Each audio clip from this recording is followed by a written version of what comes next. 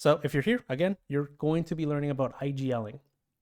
Big reminder that this class is mostly for IGLing and ranked, as there are way different steps that you have to take when you're doing it specifically in your placement games, or for when you're doing something with a team in a tournament. There's way more in that than when you're playing in a ranked game. Okay, first of all, you have to deal with players that might or might not listen, players with different play styles.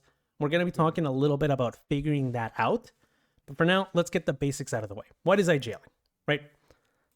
IGLing, as we mentioned earlier, someone asked, right, is in-game leading, okay? This is where you're pretty much the hub to your entire team, and you're essentially going to be making decisions for them. In a ranked setting, the lower rank you get, and the more willing people are to listening to you and hearing you out, you can essentially make a lot of micro decisions for them. And there's a lot of decisions that you guys can make for your team that might essentially change the round, okay? At the end of the day, you can't really micromanage the tiny little decisions that a team might take. For example, let's say your entire team is really aggressive and you have someone like a Jet that likes to play really passively. Everybody's ready to push out, but of course the Jet just likes to stay still and doesn't really do much, right? In most general circumstances, you guys are going to get stuck in the whole, yo, Jet, are you going to move? Are you going to do this and that, right? As an IGL, it is better for you to kind of take either over what's happening with one of the players and maybe change the play, or you can kind of incorporate this play style and make it more usable, right? So for example, starting slow or giving some utility that might encourage them to be a little bit more aggressive, right? Things like that are just things you can call out. It's just basic communication, but when you're IGLing, you're essentially going to be directing other people into making those plays, okay?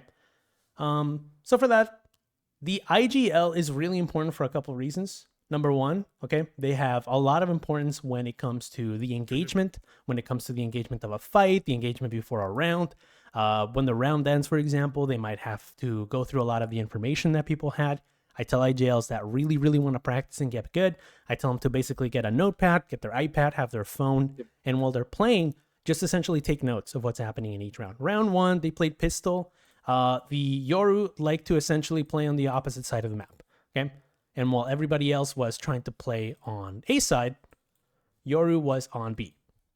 And he was making a lot of fakes towards that area, right? Simple notes that you should be taking, both of your team and the enemy team. Okay. The second thing is the disengagement. So what happens if things go wrong? The way that a lot of people might know it is basically learning that we're going to be basically making a move. This is when things go right. This is what we're trying to do. We're going to be pushing in. We're going to be trying to get up to this zone. So we're going to get our Jet over here, right? Something as simple as a plan like that. But what if things go wrong? What are the little check marks that you need to cross for things to go wrong? Number one, maybe your entry dies, okay? If Jet dies, we don't push, right? You might have that plan in your head. You might tell it to the team. In ranked, you generally can't have that chance to tell the team what to do. So you're going to be kind of left out, and you have to make that choice whether you want to continue or not. It might be something like, we're trying to get this space, but they mollied us off. Maybe they had grenades. Maybe you wanted to push out over here, and they had a massive amount of utility there. Maybe they had 4 players. Maybe they have a better buy, and they read where you guys were pushing, right? This is the disengagement. Things weren't wrong. You're going to be making a little checklist in your head on what exactly it is that you need to kind of cross before you don't make a push, okay? So that's basically another responsibility of the IGL. So first, the engagement. What is exactly something that you're going to do pre-round before, for example, anything like a retake, and the disengagement. What exactly needs to go wrong before you change plans or you change gears, okay? Last but not least, we talked about this before the class started, shotcalling. Shotcalling is something that really good experts of IGLing kind of come into fruition. So FNS is a really good example of a good IGL. He's really talented at essentially reading the map and being able to lead the team into making better decisions. We're going to talk about some of the things that you guys can use, not in any particular order. You can take any of these elements in your game. One of them might work, one of them might not, because teams need to be receptive. And the reason FNS is able to make it work so well is because not only do they already understand what they're supposed to do, but at the same time, they have a big trust in the IGL. So a good example of this, let's say that you guys are going to be pushing in. And again, same goal in mind. We want to make sure that we can take these screens over on split. We notice that our jet dies as they're going in, and your IGL might call, okay, this is no longer as important. Let's see if we can instead hold across. Something very simple, something that you guys can kind of follow through. And that's exactly what happens. There's a read that's made that this is now a very dangerous zone to play in, right? Something as a simple shot call like that might change the dynamic on how you might play. And that's just an example that we can throw in there. Of course, it gets more complicated as the game goes through. Okay. There are some rules. And of course, with anything that I teach, there's always some ground rules that we need to establish. Okay. You guys got to understand that when you're making a play or when you're making anything at all, any sort of call, whether in ranked, I should say, in ranked, more specifically in ranked, the stupider, the simpler, and the more straightforward a play is, the better the play will be. Okay? The second that you start making a complex play and your team doesn't understand what's going on, things will go wrong. So let me give you an example. You start at the beginning, just going to throw some random people over there. Let's say we go double controller. Let's say we have double duelist, something like this. Your team is thinking, okay, we're going to start really slow. We're going to see if there's anyone up there. Okay. And what's going to happen is by the time that we get over here, I want the two players to start taking, and then you start yapping and then you start going. Not only do you not have enough time for that to happen, but by this point in time, your team already forgot what you were saying. Okay. This is all they know. So the rest of the play is completely forgotten. At that point, you might have even started droning me out. Like, what is he talking about this? Like, there's no roles being set. You're just saying a lot of things at once. Oh, okay, if this doesn't happen, we're going to rotate over and we're going to see if we can take mid, and then we can take vents, and then we can see. Over time, you cannot get that information fast enough, even as I'm trying to teach it, for you to kind of be like, okay, well, this is the play, this is what we're going to do. And some of the times you guys don't even have Valorant as representation. Right now, you're just waiting. You might be spraying or knifing the wall as that's happening, right? There's going to be a little bit of focus lost in that period. So straightforward, simple, sometimes stupid. You can make it as simple, and this is why you can have like stupid plays like run it down. Very simple rush play always works because people know what they're doing. Okay. And this is where in your head, you need to be like, okay, well, they understand the play. Now it's my turn to kind of think about when we should cut the play. When there's a molly on the floor, I might call him to cut the play. If we go in and we get kind of like cut off, I might cut the play, right? Like there's stuff like that where your brain starts coming in, and that's where you become a lot more important. But again, keep it simple. That's where you come in. Okay. So with all of that in mind, we need to start talking about how you're going to do all of this in ranked. Now, let's say that you know how to make straightforward plays. You understand your responsibilities. You understand where your team is going to go. We need to learn to build a trust in the team, and we need to make sure that that team can trust you. When you're playing in ranked, the lower you are, the more ego there is. You can say, obviously, inversely, the higher you go, same thing as well. I know that there's some ranks that are notorious for it. Ascendant is pretty bad with it. Gold and silver, not so much, but plat, again, notorious for having people that have egos, right? And you might notice that it's really difficult for some people to continue playing the game when things go wrong. That's when IGLing is needed the most, okay? So trust is very important. So number one, make sure that when you're establishing trust, you are not only cooperative, okay? You're able to be concise with the information you're given, okay? And last but not least, make sure that when you're giving this information, you are relating to the person that you're playing with. I usually tend to use this example on Ascent. Let's say at the beginning of the round, you're watching your player, and you notice that every single time they like to do this play where they like to push up very fast, okay? Because they like to push fast, you understand that they're an aggressive player. This is what they like. This is what they enjoy doing. But you realize that no matter what, they actually get stopped right at the beginning of A main because something happens. They can't hit their shot. Something's happening. They can't do anything like that, right? As an IGL, you can start building trust by giving them extra steps or giving your teammates extra steps to kind of helping them out. Give them a flash here. Hey, I'm going to swing with you here. Hey, don't be afraid about swinging this. I got your trade. Simple stuff like that can establish information early that you are going to be trusted. Number two, I always tell players that within the 5 first rounds that you guys play, okay, there's always something to kind of pick up that your teammate might do that might be a little bit different. and you're going to start establishing patterns. Okay. Look for the problematic ones first. So, for example, the ones that die first, the ones that don't really play the role.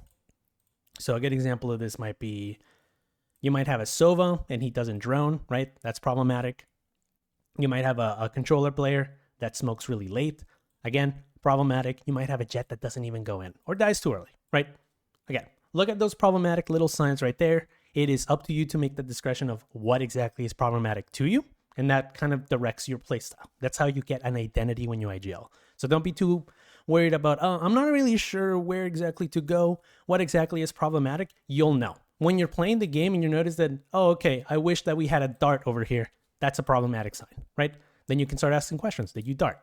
Can you hold the dart and then throw it later? Can you throw it earlier? Questions like that are really good, okay? So use the first 5 rounds to kind of get that idea going. And then this way you can establish both trust, but also understand how they play and maybe even get a leg up on relating to the person that you're playing with so they can listen to you a little bit more. Big reminder that this is not going to happen every single game, okay? Not all games are winnable. Not all games will have understanding players. We're all human. Some people will have bad days, okay? As long as we understand that, we're fine. Back on the rule of the 5 rounds, okay? 5 rounds are all you need for a particular reason. IGLing overall will have micromanaging strategies in order for things to go right. We're going to talk about those in the end.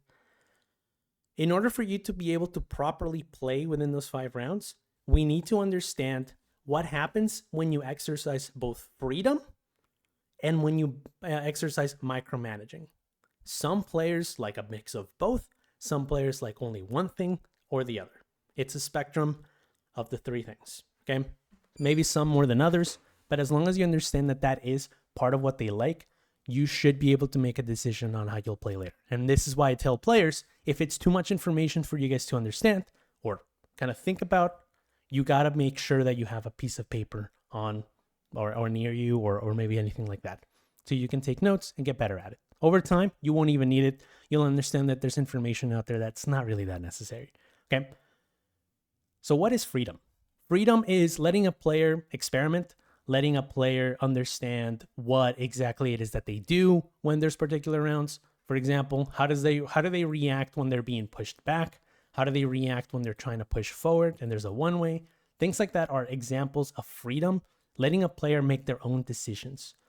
Micromanaging are things like letting them know what they should be doing at a particular time. So let's say, for example, people are clutching. Be very aware that people do not like being told what to do in clutch scenarios. So make sure that you stay quiet during that. Make sure you only give them the slightest bit of information that's not obstructing to their freedom. So a good example of this is them over here. If you know that you're dead and you know that he has like 3 bullets left on the op, it doesn't really matter, okay? If you know that he has dash up, maybe that's more important, right? You don't have to tell them, you can reload, they're not going to be coming to you. That's too much information. It is pointless, okay? When you're playing with this freedom, you're going to understand what exactly it is that they're the most receptive to. So again, just to kind of reiterate so far, we talked about the different responsibilities of the IGL, the different steps that you can take to gain some trust with the team, and understanding the freedoms of a player. Does anyone have any questions in regards to those little topics we talked about so far? No, not really. Anybody else? Wait, so Nano, when you're IGLing, Mhm. are you the first person, are you entering with your duel list, or are you kind of like the last person entering the site on attack? You know what's funny? That's exactly where I'm going to be jumping in. So Oh, IGLing okay. as a whole, when you're thinking about it, most players think that the IGL should not be one that's always entering. And that is technically true. There is a concept that we call cognitive lock. Does anyone have an idea of what that might be? Cognitive lock. Does anyone want to take a guess as to what that means? No takers? That's fine. So cognitive lock is like this. And I'm going to explain it to you in the terms of languages. Let's say you know language number 1 and language number 2. When you're basically talking to someone, right, you usually use one language, and then let's say you have to switch another language, you have to do something called code switching. I hate it that we have to talk about this, but this is very important. Okay. Code switching is that little in-betweener that you need to do because these guys do not connect. There is a wall. Okay. When you guys are playing, pretend this is aim and pretend this is thinking. Okay. Thinking, talking, communicating, and the like. This bridge right here, you're going to notice that you need a bridge because these two should not be going at the same time. So cognitive lock is essentially what happens when you try to do both at the same time without actually seamlessly going between one or the other. So a good example of this is pre-round. Pre-round is a good example of this little bridge. You are not aiming, you're just thinking, you're talking. If you try to do both at the same time, you're going to interrupt your performance, and it's going to make you worse as a player overall. You might make worse decisions and you might make bad calls while you're doing this, while at the same time your aim suffers. This is why you have players like FNS as well being told that he is washed because his mechanics are not that good. But at the end of the day, the guy's always talking. He's always the guy looking at his map. He's making sure that he's always thinking about the game because he's always thinking. And this is why these two cannot mutually exist. Now you can say that, okay, I can IGL only in particular scenarios, even as a duelist. That is true. You can in fact do that. However, keeping that little wall in mind might make you a better IGL overall, because this way you can kind of route yourself, maybe pick pathing spots where you can actually instead pay attention to the map, maybe help your team. Maybe, for example, if you are someone that likes to lurk and stay in the back, maybe you're that lurking Reyna we talked about a while back, right? Maybe as you're kind of like realizing it's not time for me to be here, in that meantime, in that off time where you're kind of like free, like no one's going to be turning around that corner, no one's going to be here, this is a perfect time for you to start thinking about what is my team doing, right? As long as you're aware of those particular spots that you might react differently, you will be fine. So a good example is, if you know you're going to be taking that fight here, you shouldn't be looking at your mini map. You should just be looking at that angle, right? You wouldn't be IGLing here. So going back to your question, it doesn't necessarily mean you're the first entry or last entry. It does have to do with the responsibility of what role you're playing, but be mindful of the character you're picking when you're IGLing. If you like to talk a lot and that's the thing that you really enjoy doing, you like directing the team, then you probably should pick a more supportive role, not the first person in, right? If you think you can do both and you're really good at aiming and you think you can balance both of them, I would encourage something a little bit more aggressive. I like to gravitate to players like Omen or something like Reyna, where you are someone that is not necessarily first in, but you're still focusing on your game. Okay, really important thing to kind of cover. Good question though. That was important to talk about. Did that answer your question? Anyone else? Maybe. No other questions? Okay, perfect. Okay, let's see. The next thing we were going to talk about, well, I already talked about cognitive lock, so that was actually something that I needed to establish. Yeah. Since I do want to get this done faster, I might cover more concepts later. Let's talk about 2 tools that you can use to kind of help your team. One of them is called basically goal setting, and the second one is called reeling. Okay, and we're going to talk about these in depth. The first one is goal setting. I think this one's pretty straightforward. You need to make sure that your team, when you're IGLing them, understands their end goal. We talked about defaulting before. We've talked about how defaulting might have very different meanings to a lot of you. It might be play picks. It might be do it when you guys are low on eco. It might mean get as much information as possible. But at the end of the day, when I asked you guys, do you guys have an end goal with defaulting? Most of you guys, I think all of you guys said no. Okay. Goals are very important per round. Okay. And when you're playing with a team, you need to make sure that the goal is established as early as possible, potentially before the round starts, because it is more important for the team to know where they're going to end up than not. Now, it's still easy to consider, again, the engagement and the disengagement that we talked about before. But when your guys are making plays, you got to make sure that you're setting them up with a goal. Okay. Make sure that you're avoid micromanaging past a certain point. So we're going to have 2 things in mind. We're going to have a goal and a sub-objective. Okay? Or we can just call it an objective. I feel like that just makes it easier. Whenever I teach players that want to be better IGLs, I tell them that they should only cap it at 3 objectives. Okay? And objectives are essentially the directive that players need to follow in order for the play to go successfully. Okay? It can be something as simple as making sure that you flash here, making sure jet entries and our smokes are down on time. These are 3 small goals for the objective, for the goal rather, of getting A. When you're IGLing, this is the most important thing in rank when you're setting goals. If you keep it simple, it's going to be a lot easier for your team to follow. So make sure that you cap it at 3 objectives overall. So for example, if you realize that you're talking too much and you give more than 1, so let's say you say flash here, entry, smoke, lurk, okay? Smoke here after. Notice that you're giving them way more than they need to, right? And it starts becoming convoluted. Excuse me. Things like late rotations, making sure that you're kind of extracting a little bit of utility. All of that is great, but when you're setting a goal, it just obstructs from the final objective, which is trying to get that, okay? So once more, make sure that you're setting a main goal in mind. Usually it's a site. It's really easy to kind of get the site. Maybe a plant in a particular spot. Maybe getting a particular lane and then kind of working off of it. As long as you have an idea in mind on what you're trying to do, make that objective your own, but make sure that that's the goal.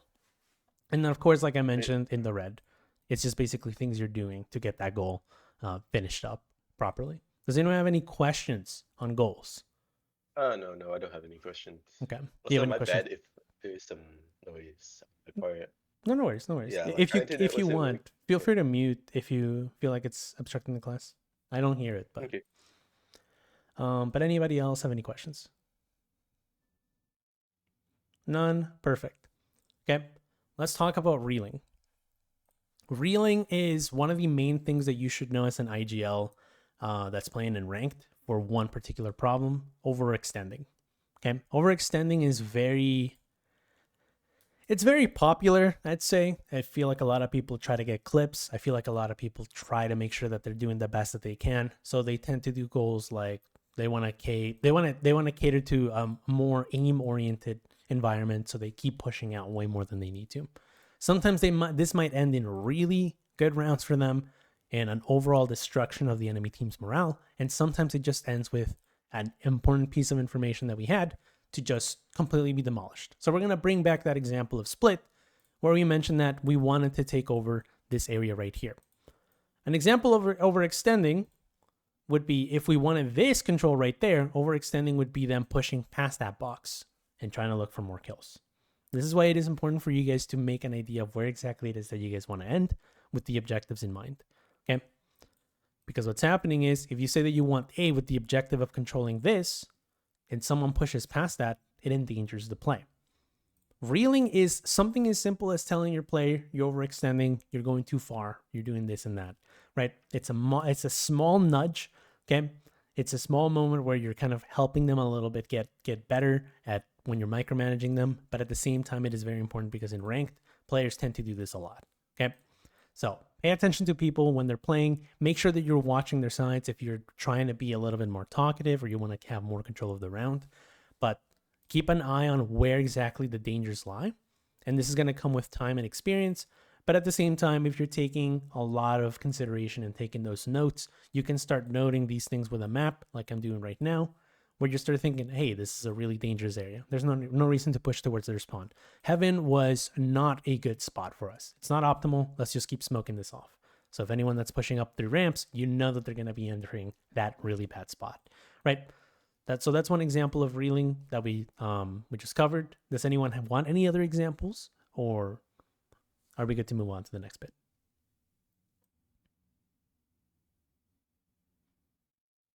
Okay, no more. Perfect.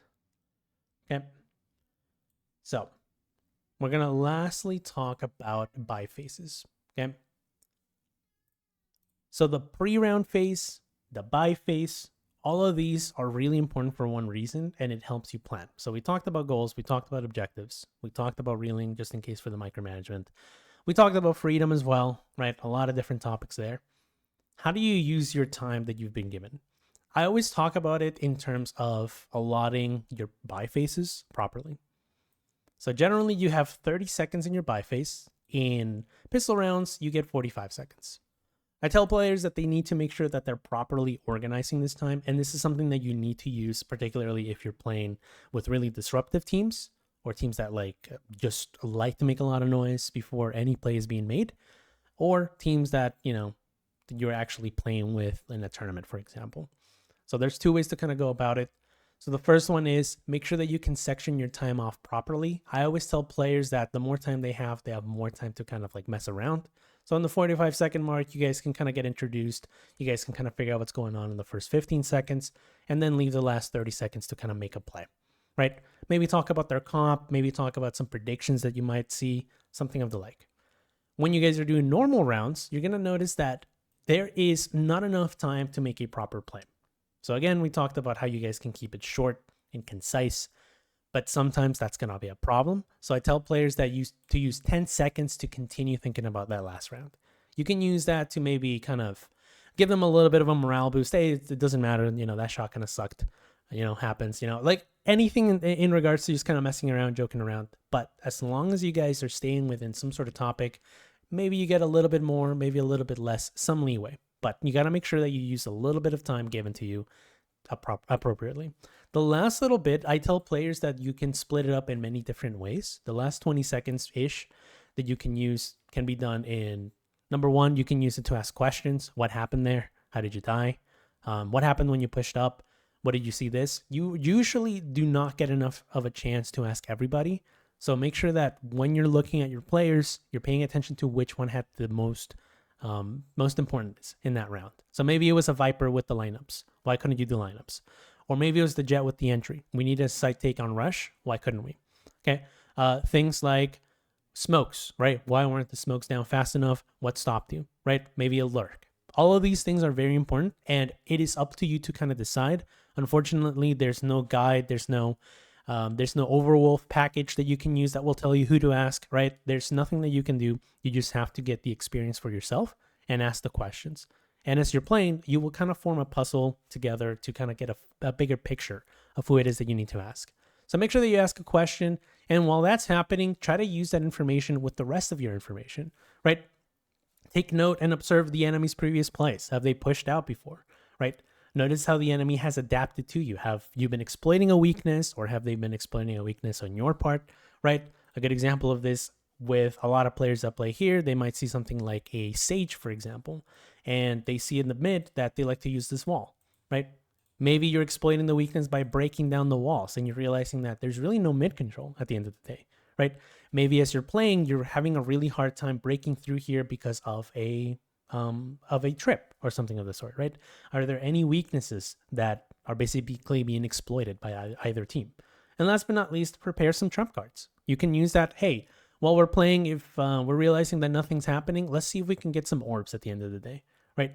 Make some sort of sacrifice, maybe make some noise with the intention of trying to call a fake. We've talked about conditioning in the past. Maybe try to use a lot of utility to sell a push, but at the end of the day, just kind of get the rotations off. Try to prepare some trump cards while you're using this time right here. And you're going to notice that, well, there's not enough time to really get all those things out of the way. And you're right. And that's the harsh reality of playing IGL. There's just a lot to think about. So with the last 20 seconds that you have left, it is up to you to decide how you're going to use that. You're going to notice that a lot of the time in ranked, people don't tend to be that complicated. So a lot of the work is kind of cut out for you. They have a Reyna. She likes to push. Okay, straightforward. That's pretty simple, right? But the breach is really good. No matter what we do, their stunts are always really good, right? And we can just focus on the breach. What was the breach doing during this round? Where was breach? Did he use stun, right? So pay attention to that while you guys are playing. Does anyone have any questions on using by phase timers?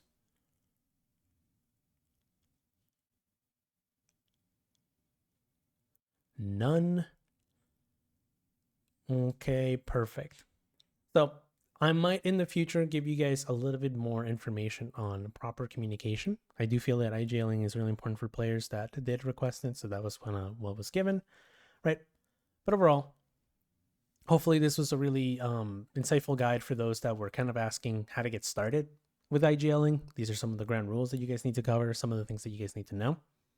In the future, if I do notice there's a lot of weakness in team setting, I'm going to be helping you guys with more communication aspects. But for now, I've been hearing a lot of people getting excited for maybe a Sentinel 101 role. So we'll be talking about that in the future. So before I close this off, do you guys have any questions?